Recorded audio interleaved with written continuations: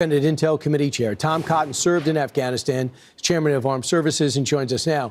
Senator, what should we take away from this, knowing as we hope this National Guardsman survives? How do we stop the next attack? Well, first, Brian, let me extend my condolences to the families and the loved ones and the battle buddies of the two National Guard soldiers who were attacked viciously last week on the streets of Washington. I think clearly vetting standards for every person who's been admitted in the country, especially from countries of concern like Afghanistan, need to be revisited. When our military and our CIA goes around the world, they work with unsavory characters. It's a necessary part of the job. And they engage in some vetting of those characters. But that's very different from the standards that we would apply to vet someone to come to this country, to live in our communities, to have a family, and to ultimately become American citizens. And that's what the Biden administration got so wrong. First off, they had just allowed Afghanistan to collapse, even though the warning signs were there in 2021. And then they rushed thousands and thousands of Afghan nationals into our country without applying those heightened standards. That's one reason I fought for years against the Biden administration effort to give immediate paths to citizenship to all of these people. And as you just heard Secretary Noem say, the administration is going to go back and revisit all of these cases to make sure that we don't have more such heinous attacks like the one that we saw last week in Washington. And Senator, I don't have to tell you, the problem is in 2023, this guy's showing signs. His kids are coming to school hungry, all dirty. They find out that he's depressed, but there's no sense of closing the circle to make sure that person gets the help they need in maybe this case, or gets refused asylum when they applied for it in April. Meanwhile, I want you to hear how Democrats are handling it.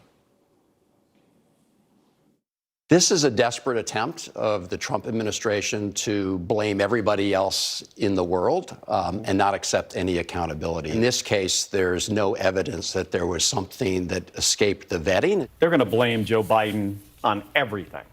I mean, it is almost getting comical, you know, at this point. Don't say that all Afghans in the United States, those who served with our military and who lost their lives and their health and their families in many ways by doing so, don't say that they're all bad.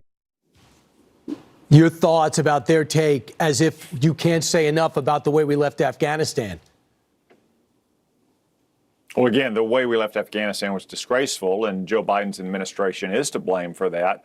They're also to blame for the efforts to try to cover up some of the consequences of that by rushing thousands of improperly vetted Afghans into our country. Again, the standards the CIA or the military applies to work with folks in their own countries is very different from the standards we should apply to bring them to this country.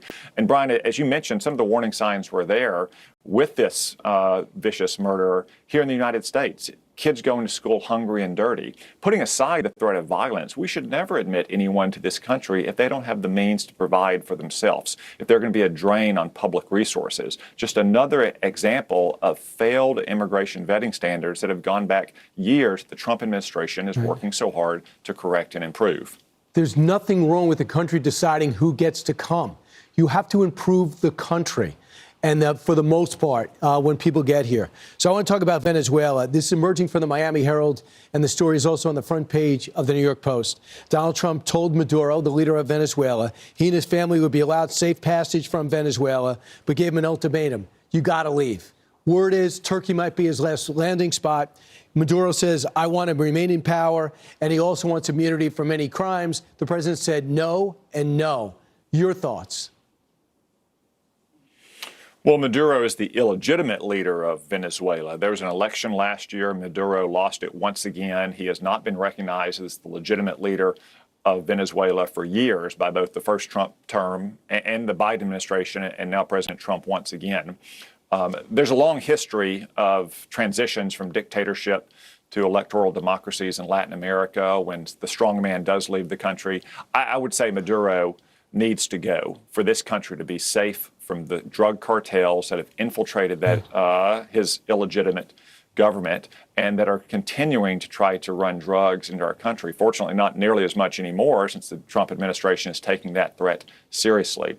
But as long as Nicolas Maduro is in power in Venezuela, you're going to continue to see the risk not only of violence in Latin America, but the drugs that I've heard so much about from Arkansas sheriffs and police chiefs that are threatening our communities and that are killing our kids. Nicolas Maduro needs to go. That's what President Trump has made clear. I think that's probably what he told him last week on the phone. I'm sure that the Cuban intelligence services in Venezuela and Russian generals are urging him to stay. But if he knows what's good for him, like so many other Latin American strongmen over the years, I think that it's time for him to go. So Carlos Jimenez, a congressman from Miami, said he'll be out by Christmas. Does Senator Tom Cotton think so too? Well, I wouldn't necessarily put a time on it, but it would certainly be a wonderful Christmas gift, not just for the people of Venezuela, but for Arkansas families who have been threatened by drugs run by cartels out of Venezuela for so long. So I want to talk about where Steve Witkoff's heading off to Moscow to continue to see if Vladimir Putin has any interest at all in ending this war, where he's lost about 1 million of his soldiers, and every day he's losing more of his Navy to a country that doesn't have one, but they have underwater drones. So what should Witkoff's focus be when he talks to Vladimir Putin? What would actually get his attention? Senator, if I put you in that room, he's going to be there with Jared Kushner. Well, Secretary Rubio said the meetings in Miami with Ukrainians yesterday were productive. He said the main focus, as it should be, is not just ending the fighting, but making sure the fighting doesn't renew in the future. Vladimir Putin is solely responsible for this unprovoked war of aggression, just as he was in 2014 when he invaded Ukraine the first time on Barack Obama's watch.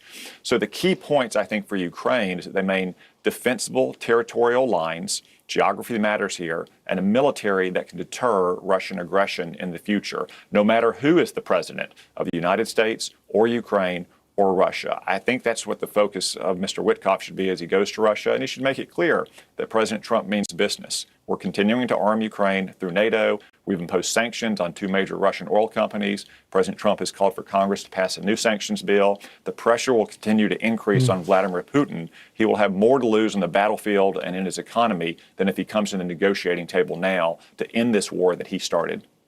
All right, a lot of balls in the air, a lot of consequences. Senator Tom Cotton, thanks so much for sharing your points of view. Appreciate it this morning. Thanks, Brian.